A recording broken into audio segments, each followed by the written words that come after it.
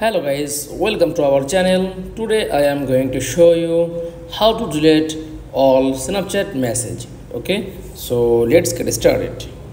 Then first of all click on Snapchat app. Okay,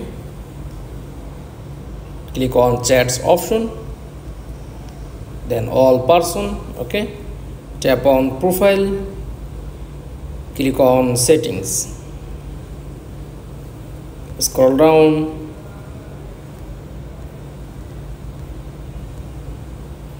tap on this option, clear data.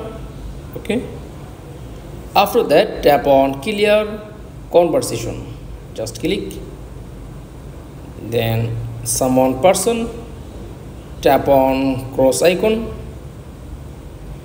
We are sure you want to clear this conversation. Okay, tap on clear, then this person conversation or delete the Snapchat app.